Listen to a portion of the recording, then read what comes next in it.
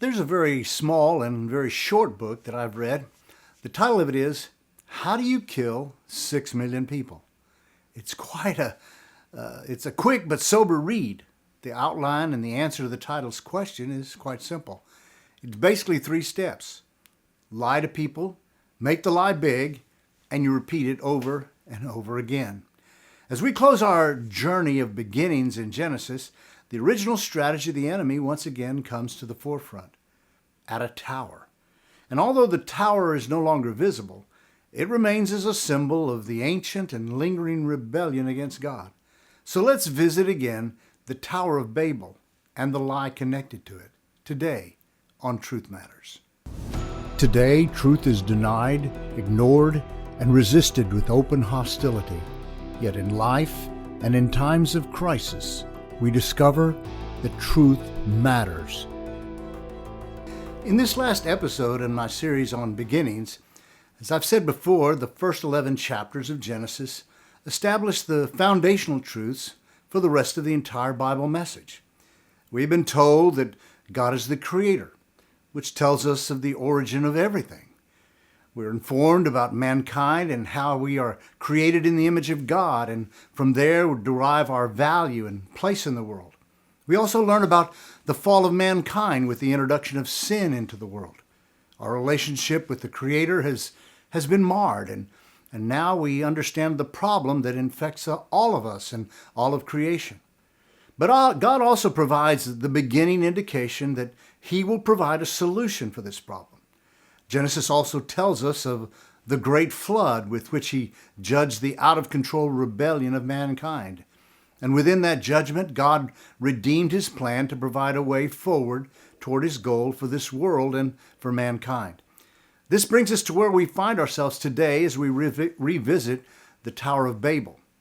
Now, what exactly occurred in this situation that caused God's intervention? That's the question. And while there are some facts missing which provide the basis for much speculation and unanswered questions in this story, God has given us enough to inform us sufficiently. The Scripture may not satisfy the skeptics or all the curious, but it does tell us God's perspective, which, when you think about it, gets us to the point of the grand story behind it all. So let's look at it. To get a clear understanding of all the full context of what's occurring in this story, we have to return to the earlier chapters in Genesis. In Genesis 1, we saw the days of creation. On the 5th day of creation, God made the sea creatures and the birds of the sky. In Genesis 1:22, we see God's intention for them. It says, so God blessed them, be fruitful and multiply and fill the waters of the seas and let the birds multiply on the earth. God's objective for these creatures was for them to multiply and fill the world which He had made. On the 6th day, God made man. God also gave mankind a similar command in verse 28. God blessed them, and God said to them, be fruitful, multiply, fill the earth and subdue it. Rule the fish of the sea, the birds of the sky, and every creature that crawls on the earth. In both of these instances, God reveals His intentions for the world, its creatures, and for mankind. He has made this world and wants His creation to occupy it, to multiply, to fill it up. He has a plan, and part of that plan is that the world be utilized and enjoyed. As time passes, God reveals all the particulars surrounding these commands, but the initial instructions must be followed in order for the rest of the story to fill out. It's really pretty basic when you think about it. Now, of course, the rebellion of mankind caused God to intervene harshly in the flood, but His tensions remain consistent. After the flood, God speaks to Noah and his family, and we find this in Genesis 9, verses 1 and 7. God blessed Noah and his sons, and He said to them, be fruitful, multiply, and fill the earth. But you be fruitful and multiply, spread out over all the earth and multiply on it. Again, we see God's desire spelled out in His command to Noah and his children. In very practical terms, the only way mankind can accomplish what God commands is for them to be fruitful, to multiply, and to spread out across the earth. There was a whole planet to be populated and occupied. God had something in mind, and when he gave these people this command. Now, this is something that in the military we call a general order. This command is part of and partial of the general plan and always applies. When God gives a command, there is a reason. God commands, the commands of God are not suggestions. They are meant to be obeyed, and he always has a reason. I mean, every parent understands this basic concept. God also provides something else. Now imagine for a moment, those first people coming out of the ark. The ground is still soft and soaked from what has occurred. They have survived a worldwide catastrophic event and that has literally reshaped the planet. And what does God do? He makes a promise to mankind and he seals it with a sign. In Genesis 9:11 through 13, we read, I confirm my covenant with you that never again will every creature be wiped out by waters of a flood. Will never again be a flood to destroy the earth. And God said, this is the sign of the covenant I am making between me and you and every living creature with you, a covenant for all future generations. I have placed my bow in the clouds, and it will be a sign of the covenant between me and the earth. God promises to never again destroy the earth with water. I can imagine that such a promise would be important and timely, surrounded by the world that had been destroyed by water. Even though they had been locked up in the ark for over a year, it did keep them safe. There might have been a temptation to not stray too far after such an event. So what does God do? He reassures them. He lets them know that whenever storm clouds return, there would be a rainbow. And that rainbow was a reminder of his promise. It was an invitation to trust God, to believe him and his word. This brings us to the events of Genesis 11. Genesis 11 introduces the context. At one time, the verse says, at one time the whole earth had the same language and vocabulary. There was a time when all of mankind had one language and one set of words to communicate with each other. This makes complete sense since the only people alive at the time came off the ark together. Genesis 11:2 continues, as people migrated from the east, they found a valley in the land of Shinar and settled there. The migration begins in compliance with the command of God. A group discovers a valley and decided to settle there. So far, so good.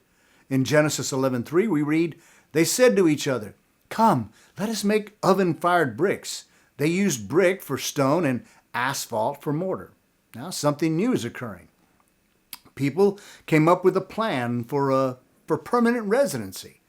There obviously was no stone available, so they used their skill to build ovens and create oven-fired bricks and mortar to build with them. By building permanent structures, you get the idea that the plan to spread out and move on is at the very least put on hold. The migration strategy is put aside. Beginning in Genesis 11:4, we begin to see revealed the inward intention in direct violation to the command of God. He said to them, come, they said, come, let us build for ourselves a city and a tower with its top to the sky, and let us make a name for ourselves. Otherwise, we will be scattered over all the face of the whole earth. There are several things that we can glean from this verse. To begin with, there is no mention or consideration of God's command in their plans. The foremost thought in their minds was themselves and what they wanted. Their security and sufficiency are wholly in themselves. It says, let us build for ourselves. In this verse, there's also a mention of a tower. They devise and institute the building of a tower that reaches up to the sky. Now, there have been many ideas presented as to the shape and size of such a tower. Most agree that this tower was likely a ziggurat type of structure. Many of these appear across the region, and the general architecture is found across the world. As you can see, they are not exactly the same, but the pattern similarities are unmistakable. And in almost all of them, at the top of these is an altar or some structure that had religious significance. Another interesting thing to note is that Josephus, the historian, mentions that part of the stated intent by Nimrod in the tower structure was a declaration and anger against God for what he did in the flood. The tower was a physical statement that a tower would provide them safety for any attempt by God from any future flood.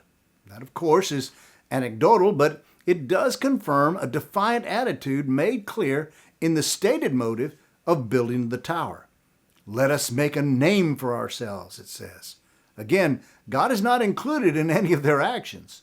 Now, in the last phrase that the verse says that we all need to know, it says, otherwise we will be scattered over the face of the earth. Wait a minute. The command and intent of God was clear. Mankind is to spread out and populate the earth. Their security as they go out is to be in their Creator, the one who saved mankind through the flood. Instead, the people of Babel decided that they have a better plan, a plan that centers in them and what they can achieve, that magnifies their accomplishments, that relies on themselves for survival and protection. Do you see what's going on here? The people are disobedient and they do not trust God. Instead, they have their own way and they are trusting in themselves. Is it just me, or does this sound familiar? Well, of course it does. We see the same thing today. Now, what does God think about all of this? Well, we really don't have to wonder. In Genesis 11:6, God lets us know what he sees. And the Lord said, behold, there are one people and they all have the same language. And this is what they have started to do. And now nothing which they plan to do will be impossible to them. A couple of things that we see in this verse. I love the way the verse states, and God says, look, they all speak the same language and this is what they decide to do. There are a lot of other directions this could have gone, but this is what they end up doing. They're not migrating. They're making it all about themselves. God's given them an earth to explore, to conquer, and to enjoy, and they want to settle in the flatlands and build themselves a brick fortresses or temples. There's one more thing I need to point out. God also mentions something else. It says, nothing which they plan to do will be impossible to them. Now we need to understand what's being said here. Now, some might be tempted to think that this phrase indicates some fear by God concerning man's ability, as if God would be threatened. It's interesting that the word impossible used here has an interesting flavor to it. You see, when we use the word impossible today, we think of unlimited power. The word actually points to something a little more down to earth. The term is used when speaking of a vine dresser pruning or fencing off, or a restraint or a strong wall to create a boundary. What this actually points to is the two questions that often comes up when addressing a person's ability and the choices they have. The two questions are, can I do it? And should I do it? Just because you can do something doesn't mean you should do it. In every person's life are these same two questions. One speaks about my ability, and the other one is informed by God's stated boundaries. Again, every parent understands why we instruct our children concerning the boundaries of life. Just because you can do something doesn't in any way mean that you should do it. Now, back to the tower. I have to say, God's plan in response to the ideas of people is ingenious. He doesn't come down and smack down on humanity like before. He just simply puts a kink in their plan. In Genesis 11:7 and 8, it says, come, let us go down and there confuse their language so that they will not understand one another's speech. So the Lord scattered them abroad and from there over the face of the earth, and they stopped building the city. There's some real humor here. All those plans and all that work, and all God had to do was confuse their language. Suddenly, people found themselves babbling to one another, and they didn't understand each other. The people abandoned the city, and they gravitated to others who spoke like them, and they spread out. And now, God's plan moves forward. Simple fix. The people spread out, And they took with them their stories, their knowledge, and the continuing fulfillment of the intent of God for mankind in the plan to populate the earth and its vastness. This provides some answers to why the flood shows up so many times across the globe, the story. I also came across some interesting Chinese picture words that clue us on how this played out in time. Take, for instance, the picture word for tower. It's the combining of the picture story of dust plus grass, as in the making of brick from dirt, and then people from one mouth united. Another picture word is the word migrate. It's from great walk west plus division. I remember being in China and sharing with some university students when they asked about young people in the U.S. I told them that in my journeys I've discovered that we're not as different as we're led to believe sometimes.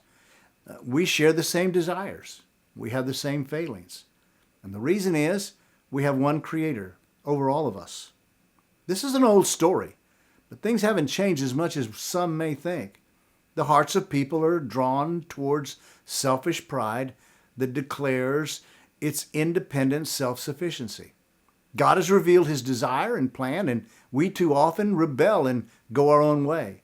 We deviate, thinking we know better and have a better way. This is even true among those who call upon the Lord.